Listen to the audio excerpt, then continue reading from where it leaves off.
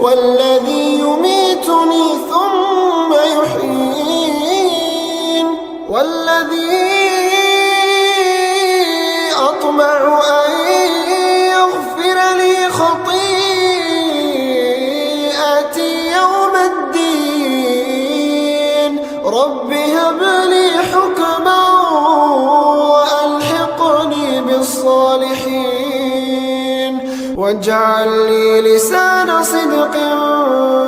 في الآخرين واجعلني من ورثة جنة النعيم